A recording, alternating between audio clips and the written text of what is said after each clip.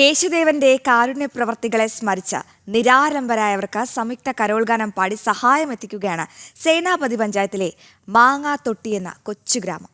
7 വർഷമായി നാടാകെ ഒന്നിച്ച് കരോൾ പാടി കിട്ടുന്ന തുക ഈ നിർധനർക്കും ചികിത്സ തേടുന്നവർക്കുമായി ഇവർ സമർപ്പിക്കുന്നു. മാങ്ങാത്തൊട്ടി എന്ന കൊച്ചുഗ്രാമത്തിലെ കൂട്ടായ കരോൾ വ്യത്യസ്തത കൊണ്ട് ശ്രദ്ധേയമാകുകയാണ്.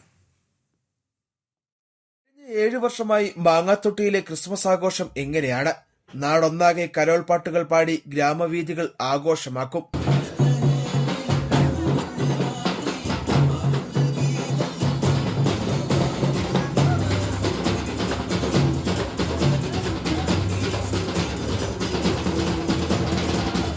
ഇവരുടെ ഈ ആഘോഷം കാരുണ്യത്തിന്റെ സന്ദേശം കൂടിയാണ്.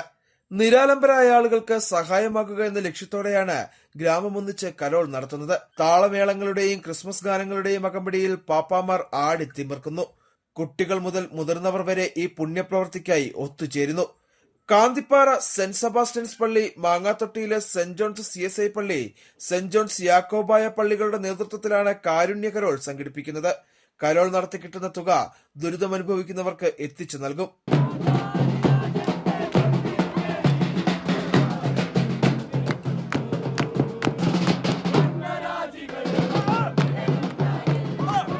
നമ്മൾ മാങ്ങാത്തൊട്ടിയിൽ സംയുക്തമായിട്ടുള്ളൊരു കരോള് 2013 കൂടിയാണ് നമ്മൾ ആരംഭിക്കുക.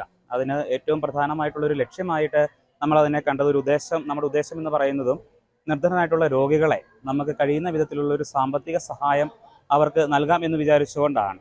എന്ന് പറഞ്ഞാൽ ക്രിസ്തുമസിൻ്റെ സന്ദേശം തന്നെ രക്ഷകന്റെ തിരുപ്പിറവിയാണ്. ഒപ്പം സന്തോഷത്തിൻ്റെയും സമാധാനത്തിൻ്റെയും നന്മയുടെയും ഒക്കെ ഒരു സന്ദേശമാണ് നമ്മൾ ലോകമെമ്പാടുമുള്ളവർക്ക് നൽകുക. അപ്പം ഈ ഒരു അവസ്ഥയിൽ നമ്മുടെ മാങ്ങാത്തൊട്ടിയിൽ നമ്മൾ സംയുക്തമായിട്ട് CSI പള്ളി, യാക്കോബൈറ്റ് പള്ളി, കാന്തിപ്പാറ പള്ളി എല്ലാവരും കൂടി ഒരുമിച്ച് ഈ ഒരു സിറ്റി കരോൾ നമ്മൾ നടത്തുക. ഇങ്ങനെ ഏതെങ്കിലും ഒരു രോഗിയെ, നിർധനമായിട്ടുള്ളൊരു രോഗിയെ സാമ്പത്തികമായിട്ട് സഹായിക്കുന്ന ലക്ഷ്യത്തോടു കൂടി തന്നെയാണ്. എല്ലാ വർഷവും അത് വളരെ മനോഹരമായിട്ട് നടത്തപ്പെടുകയും ആളുകൾ വളരെ സന്തോഷത്തോടെ അതിനകത്ത് സഹകരിക്കുകയും സഹായിക്കുകയും ഒക്കെ ചെയ്തിട്ടുണ്ട്. സമൂഹത്തിന് മാതൃക പകരുന്ന രീതിയിൽ സംയുക്ത കരോൾ നടത്തി സാമൂഹ്യ സേവനം നടത്തുന്ന മാങ്ങാത്തൊട്ടി എന്ന കാർഷിക ഗ്രാമത്തിന് പിന്തുണയുമായി നിരവധി പേരും എത്തുന്നുണ്ട്.